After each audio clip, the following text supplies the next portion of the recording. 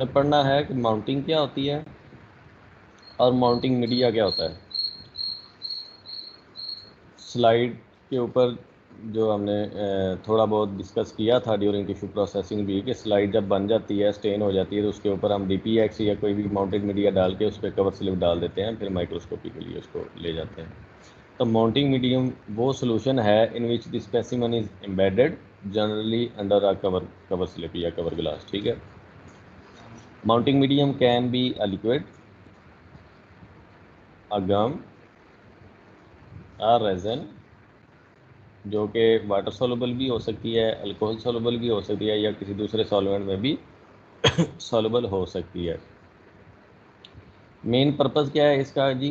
To physically protect the specimen, क्योंकि ये specimen के साथ अटैच होता है, हो जाता है, उसकी स्टेनिंग मेंटेन रहती है, स्पेसिमन जो है डिसलॉज नहीं होता, उतरता नहीं है। Slide and cover slip together with the clear durable film, जो कि माउंटिंग मीडियम है। It is important for the image formation. ये हमने पहले भी डिस्कस किया था कि जो रिफ्रैक्टिव इंडेक्स है इस तरह से सेम हो जाता है, क्योंकि हमने माइक्रोस्कोप के जरिए देखना है। अगर हमने स्पेसिमन के ऊपर सिर्फ कवर स्लिप रख दिया और फिर हम देखेंगे, हमें पिक्चर क्लियर नज़र नहीं आएगी। दरमियान में माउंटिंग मीडियम होगा, रिफ्रैक्टिव इंडेक्स हो जाएगा सेम, तो फिर एक अच्छी इमेज जो है वो हमें नज़र आएगी। It is essential for preserving the specimen during storage. ठीक है। जब हमने स्टोर करना है, हमने महीने बाद स्लाइड्स में भी हमें देखनी पड़ जाए, रिपीट करनी पड़ जाए, तो ये माउंटिंग की वजह से वो सेव होंगी। Also, to provide the maximum degree of transparency to stained tissue sections, the refractive index of the mounting medium must be approximate to the upright protein। ठीक है। रिफ्रैक्टिव इंडेक्स हमें कितना चाहिए है जो कि सेम हो जाए सबका? वो 1.53 टू 1.54 चाहिए। ठीक है। तो जो हम माउंटिंग मीडिया सेलेक्ट करेंगे उसमें ये भी ख्याल करेंगे कि उसका रिफ्रैक्टिव इंडेक्स इतना हो। अच्छा जी, दो मेन कैटेगरीज हैं माउंटिंग मीडिया की। एक है ऑर्गेनिक माउंटिंग मीडिया और दूसरे हैं एक्वस माउंटिंग मीडिया। एक्वस में हाइड्रोफोबिक, हाइड्रोफिलिक वगैरह, ये जो सारे हम आगे इसकी टाइप्स देखेंगे। आइडियल जो माउंटिंग मीडिया है उसकी प्रॉपर्टीज़ क्या होनी चाहिए? उसमें सबसे पहले तो रिफ्रैक्टिव इंडेक्स ग्लास के बराबर होना चाहिए, तकरीबन 1.5, जो हमने पीछे भी डिस्कस की है। फिर इसकी प्रेफरेबली ये कलरलेस हो, ट्रांसपेरेंट हो। फिर ये इस तरह का होना चाहिए कि जो स्टेन स्लाइड की हुई है हमने, उसको स्टेन को ये ज़ाया ना करे, डिफ्यूज़ ना करे, उसको फेड ना कराए। फिर ये इस तरह का होना चाहिए कि हाथों पे ना चिपटता फिरे, ड्राई हो या नॉन स्टिकी हो। फिर ये है कि जब हमने माउंट कर लिया स्लाइड, ठीक है, ये ना हो कि कुछ देर बाद ये श्रिंक हो जाए और श्रिंक करके जो हमारे एजेस हैं कवर ग्लास के वो एक्सपोज हो जाएं, तो इसको श्रिंक भी नहीं करना चाहिए।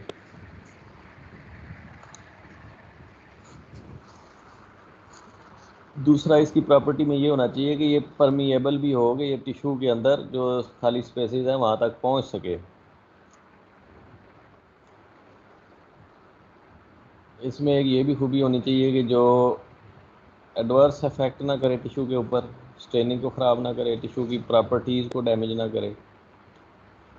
अगर कोई कंटामिनेशन आ गई है जो टिश्यू को ख़राब कर सकती है, कोई बैक्टीरियल एक्शन आ रहा है, तो इसको चाहिए कि ये रेजिस्टेंट हो उस कंटामिनेशन के ख़िलाफ़। उसको सेक्शन को ये फिज़िकल डैमेज से भी बचाएगा। ऑक्सीडेशन होती है अगर इन्वायरमेंट में, चेंज पीएच है, तो फिर उसको उससे भी बचाएगा। जो क्लियरिंग एजेंट्स हैं या डिहाइड्रेंट में अल्कोहल आता है, क्लियरिंग एजेंट में ज़ाइलिन वगैरह आती है, तो इसको चाहिए कि इनमें से किसी के साथ ये मिसिबल हो, ताकि अगर हमने इसको उतारना है तो ये किसी में मिक्स हो सके। फिर क्योंकि लॉन्ग टर्म हमने स्लाइड स्टोर करनी होती हैं, तो क्रिस्टलाइजेशन, क्रैकिंग, श्रिंकिंग, ये सारा कुछ इसमें नहीं होना चाहिए, ताकि स्लाइड्स हमारी लंबे अरसे के लिए माउंट रहें। टिश्यू के साथ इसको रिएक्ट भी नहीं करना चाहिए, जो स्टेन किया गया उसके साथ इसको रिएक्ट नहीं करना चाहिए। जो और प्रोसीजर्स हमने करने हैं अगर आगे इम्यूनोहिस्टोकेमिस्ट्री में, तो उसके साथ भी इसको इंटरफेयर नहीं करना चाहिए। और सबसे बड़ी बात ये भी है कि ये स्टेबल हो खुद भी, ये ना हो कि महीने बाद ये खुद ही वहाँ पे मौजूद ना हो या अपने कॉन्स्टिट्यूएंट्स में बदल गया हो। ये एक स्टेबल कंपाउंड होना चाहिए। ये थी properties of ideal mounting media. जो हम मीडिया सेलेक्ट करते हैं तो हम देख लेते हैं कि हमने क्या प्रोसेस करना है, उसके लिए कौन सा मीडियम हमें बेहतर रहेगा। अच्छा जी, अब जो हमने पीछे भी डिस्कस किया कि दो तरह के मीडियम है, एक एक्वस मीडिया है, दूसरे रेजन बेस्ड मीडिया है। रेजन बेस्ड मीडिया एडेसिव भी होंगे, ऑर्गेनिक हो सकते हैं, हाइड्रोफोबिक हो सकते हैं। जो एक्वस मीडिया है वो ज़ाहिर है हाइड्रोफिलिक होंगे।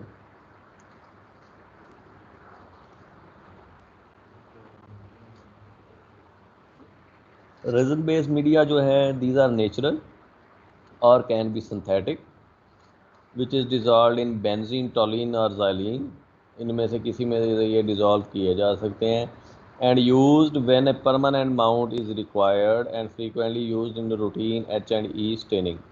जो हमारी रूटीन की स्टेनिंग है वो है एच एंड ई स्टेनिंग। तो उसमें जो रूटीन में माउंटिंग मीडिया यूज़ किया जाता है वो रेजनस मीडिया ही होता है, जो कि सिंथेटिक भी हो सकता है, नेचुरल भी। आज कल जो ज़्यादा यूज़ हो रहे हैं वो सिंथेटिक ही हैं, जो कि डिज़ोल्व किए जाते हैं बेंजीन टोलुइन के अंदर, तो उनको हम परमानेंटली स्लाइड को माउंट कर सकते हैं।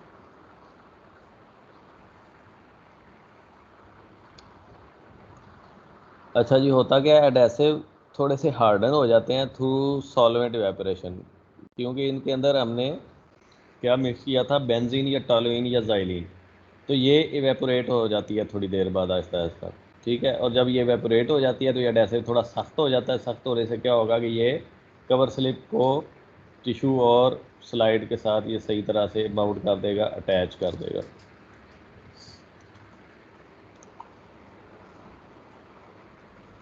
अच्छा जी, क्योंकि इस दौरान एक फ्लूइड जो है वो इवेपोरेट हुआ है तो ज़ाहिर है इस दौरान रिफ्रैक्टिव इंडेक्स भी चेंज होगा, माउंटेन ड्राई माउंटेन की तरफ चला जाएगा उसका रिफ्रैक्टिव इंडेक्स। कौन कौन से हैं जी नेचुरल रेजन्स जो हम यूज़ कर सकते हैं माउंटिंग के लिए? सबसे पहले तो है जी कनाडा बाल्सम, कॉमनली यूज्ड है ये भी।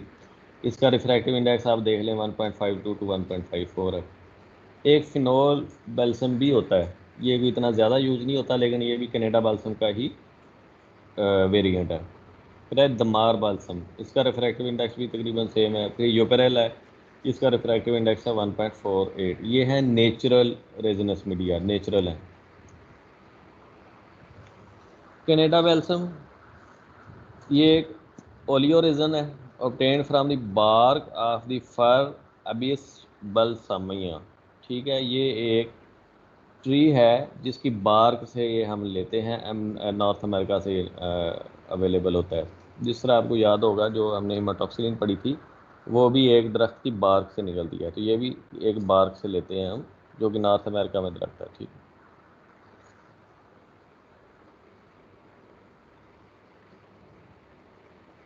ये रेजन जो है वो फेयरली जो है फेयरली सोलूबल है, काफ़ी हद तक ये सोलूबल हो जाता है जाइलिन के अंदर और बाकी जो ऑर्गेनिक सॉल्वेंट्स हैं। ये बड़ा अच्छा माउंटेन है for routine histopathology, taxonomy, zoological, botanical, ये सारे कामों के लिए अच्छा एक माउंटेन मीडियम है। लेकिन क्योंकि ये नेचुरल है और दरख्त की बार्क से हासिल होता है, इसलिए ये एक्सपेंसिव है और कम कम मिकदार में मिलता है हमें। वाइडली यूज माउंटेन है क्योंकि इसकी क्वालिटी बहुत अच्छी है, रिफ्रैक्टिव इंडेक्स ठीक है, और 150 ईयर्स से ये यूज़ हो रहा है, 150 साल से ये यूज़ हो रहा है।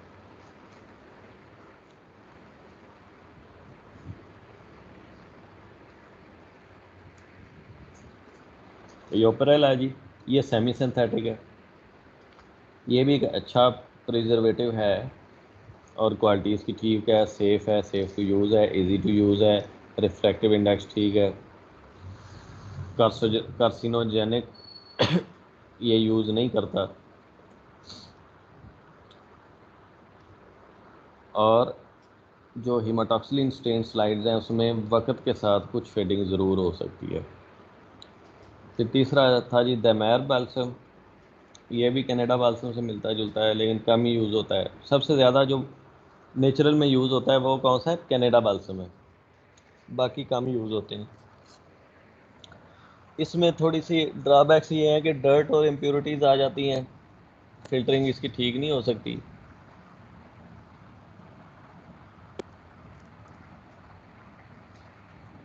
फिर आगे जी सिंथेटिक मीडिया, पीछे हमने जो पढ़े हैं वो कौन से हैं, नेचुरल कुदरती सोर्स से हासिल किए हुए। अब सिंथेटिक में जी डीपीएक्स सबसे ज़्यादा कॉमन यूज़ होता है। डीपीएक्स एब्रीवेशन किस चीज़ की है जी, डिस्ट्रेन एक, उसके बाद है जी डाइब्यूटाइल फ्थालेट और ज़ाइलीन, मीन्स इसमें ये सारी चीज़ें शामिल हैं, इस वजह से इसको डीपीएक्स कहते हैं। इसका रिफ्रैक्टिव इंडेक्स है जी 1.52, ये सिंथेटिकली बनाया जाता है।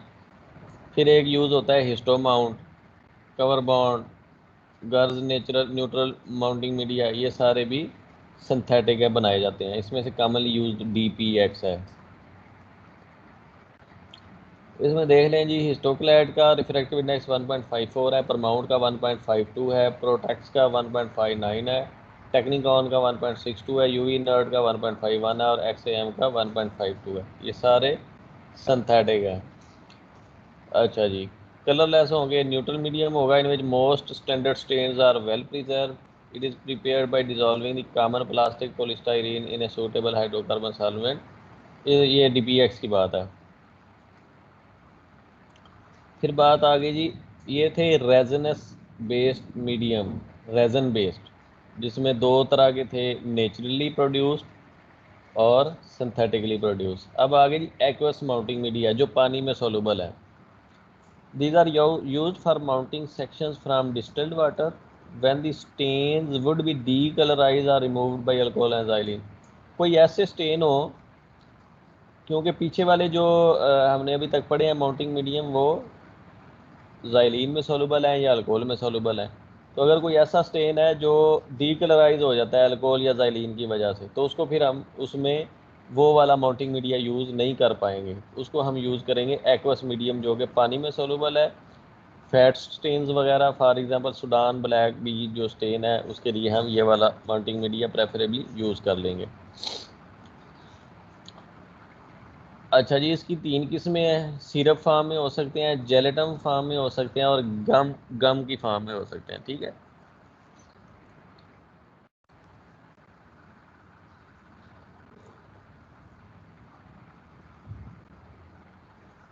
कुछ स्टेन ऐसे होते हैं जो कि इस माउंटिंग मीडिया में डिफ्यूज़ हो जाते हैं थोड़े बहुत। ठीक है, तो इनको प्रिवेंट किया जा सकता है अगर हम फ्रक्टोज सिरप यूज़ कर लें माउंटिंग मीडिया के साथ। Aqueous mounting media require the addition of bacteriostatic agents. जो पीछे वाले माउंटिंग मीडिया थे उनमें क्या प्रॉपर्टी आ गई थी कि वो बैक्टीरिया को वहाँ पे पैदा नहीं होने देते थे। तो जो एक्वस माउंटिंग मीडिया, इसमें भी कोई बैक्टीरियोस्टेटिक एजेंट शामिल करना पड़ता है। फॉर एग्जांपल फिनोल यूज़ कर सकते हैं, थाइमोल यूज़ कर सकते हैं, ताकि बैक्टीरिया ग्रो ना करें। रिफ्रैक्टिव इंडेक्स वाटर का क्या है जी, 1.3 है। बाकियों का देख लें, जो वाटर बेस्ड माउंटिंग मीडिया है, ग्लिसरीन जेली है 1.47, ग्लिसरोल 1.47, एपैक्सीज मीडियम 1.52, फेरेंट्स मीडियम 1.43, ये है इनके जी रिफ्रैक्टिव इंडेक्स। फ्रुक्टोज सिरप जो हमने पीछे डिस्कस किया कि हमें बाज़ का डालना पड़ता है, तो वो है 1.47। अभी इनकी थोड़ी आगे डिटेल है जी। Glycerine jelly is usually regarded as standard mounting. Fat stains के लिए जो commonly used mounting media वो है glycerine jelly. It dissolves the gelatin in the distilled water in a conical flask in a water bath and glycerine and phenol mix well and store। Means कि ये इस तरह से बनता है कि जेलेटिन को डिस्टिल वाटर में हम डालते हैं और साथ में ग्लिसरीन डाल देते हैं और फिनोल डाल देते हैं। ये बन जाती है ग्लिसरीन जेली। फिर है जी ग्लिसरीन ग्लिसरोल, ये है जी commonly utilised aqueous medium in a mixture of glycerol and gelatin. Apathy's medium, ये यूज़फुल एक्वस मीडियम है क्योंकि इसका रिफ्रैक्टिव इंडेक्स अच्छा है, 1.52 है। ठीक है, it is good for fluorescent microscopy.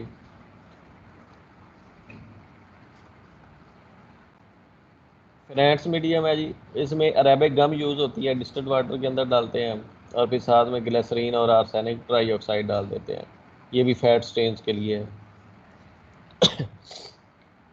एक है जी रिंगिंग मीडिया या सीलेंट मीडिया, इसमें होता है जी liquid glycerine and gum chloral mount needs to be ringed around the edge of the cover slip. ये क्या करता है कि स्लाइड को सील करता है इर्द गिर्द से, ताकि स्लाइड के अंदर ना तो बैक्टीरिया जाए, ना कोई पानी या कोई एयर इस तरह की जाए जो स्लाइड को ख़राब कर सके। ये स्लाइड को सील कर देता है।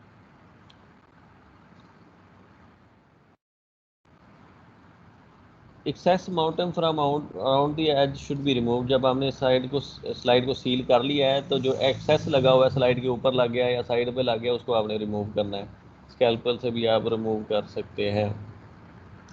जो रेजन बेस्ड माउंटेन है जी, उनको ये ज़रूरत नहीं है स्लाइडिंग को सील करने की। जो वाटर बेस्ड है उनको ये ज़्यादा ज़रूरत है। यहाँ तक क्लियर है? यहाँ तक कोई क्वेश्चन है तो पूछ लें।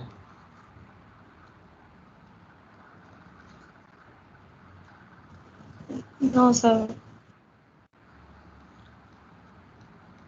जी बाकी सारे भी बता दें, यहाँ तक क्लियर है, ताकि हम आगे आगे चलें। Yes sir. Yes sir. कोई क्वेश्चन हो? No sir. ठीक हो गया, चले। अब है जी इम्यूनोहिस्टोकेमिस्ट्री के लिए हम कौन से माउंटेन इस्तेमाल कर सकते हैं?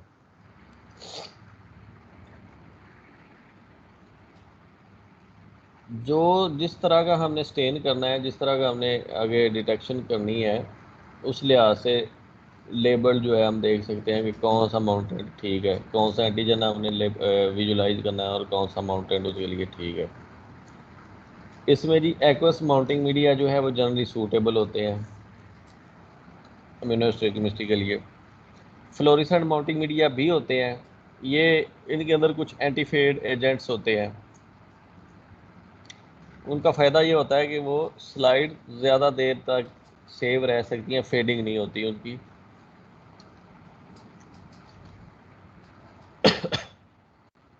फेडिंग का मसला क्या होता है कि ये की फैक्टर है इन द डायग्नोसिस डिफिकल्टीज, क्योंकि जब फेड हो जाएगी स्टेन हमें क्लियर नज़र नहीं आएगा, फ्लोरेसेंस क्लियर नज़र नहीं आएगी। जब हमने स्लाइड ज़्यादा देर के लिए रख ली तो फिर हमें हमारी डायग्नोसिस ठीक नहीं हो पाएगी, क्योंकि हमें स्टेन ही क्लियर नज़र नहीं आ रहा, फ्लोरेसेंस पूरी नहीं आ रही। ठीक है, तो जो माउंटिंग मीडिया है वो भी आहिस्ता आहिस्ता फेड होते जाते हैं या स्लाइड्स को प्रिजर्व प्रॉपरली नहीं कर पाते। हमने इस काम को प्रिवेंट करना होता है, फेडिंग को प्रिवेंट करना है।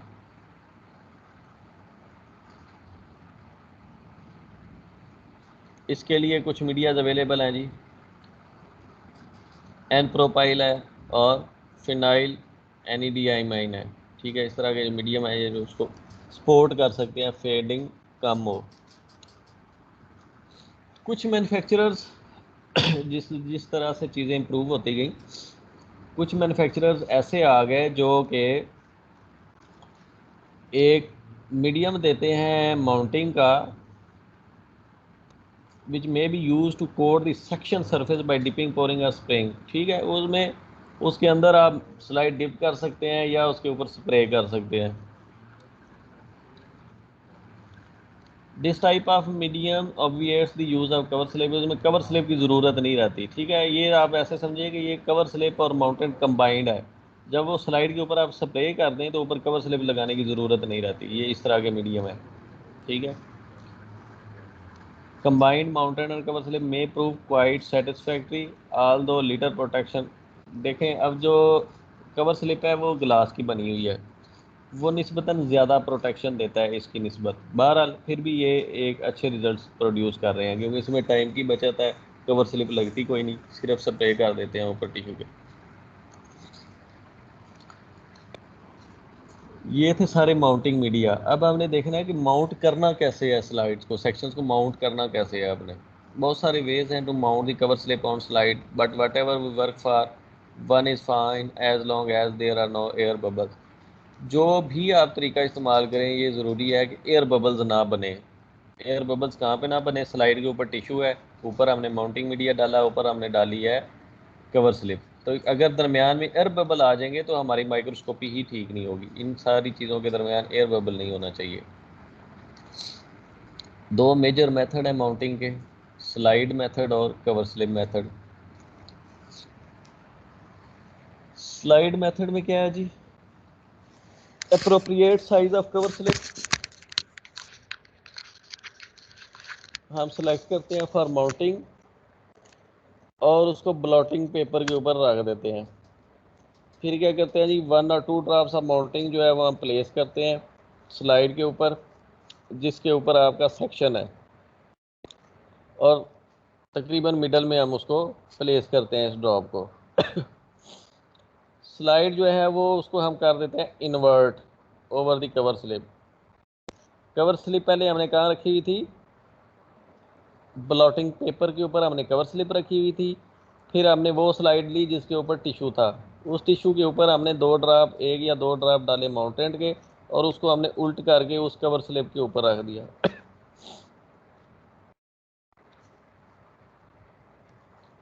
किस तरह से रखते हैं कि पहले एक एंड रखते हैं और फिर आहिस्ता आहिस्ता से नीचे करते जाते हैं स्लाइड की दूसरी साइड, और वो आगे कवर स्लिप के साथ अटैच हो जाता है, दरमियान में माउंटेड आ जाता है।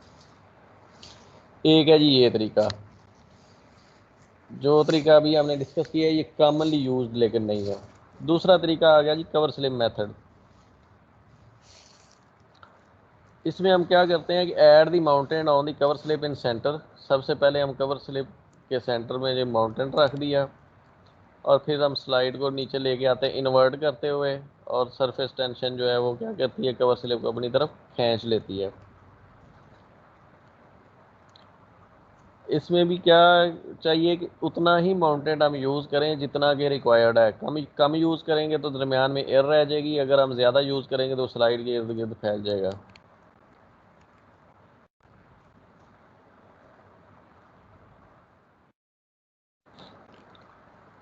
और जब एयर बबल रहेगी तो हम ज़ाहिर है टिश्यू को ऊपर से दबाएंगे, ताकि स्लाइड को दबाएंगे ताकि एयर दरमियान से निकल जाए। तो ये वजह जो है वो क्या कर सकती है, टिश्यू को डिस्टॉर्ट कर सकती है, क्रश कर सकती है, उसकी डायमेंशंस ख़राब कर सकती है।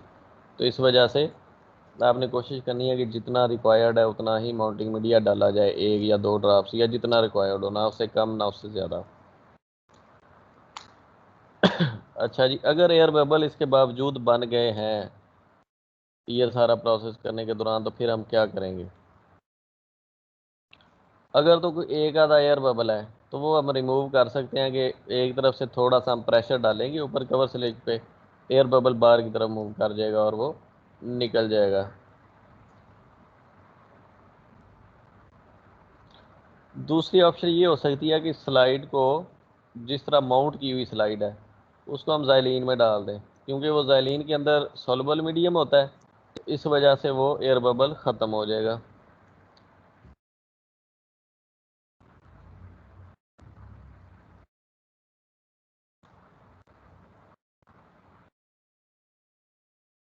देखें ना, अगर आपको पता हो कि आपको कोई नुकसान नहीं होगा तो आप क्या क्या कर सकते हैं।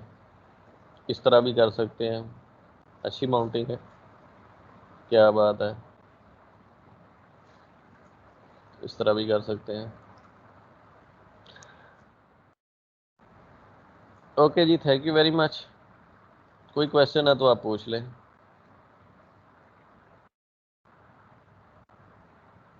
एनी क्वेश्चन बेटा। सर यूनी ओपन हो रही है।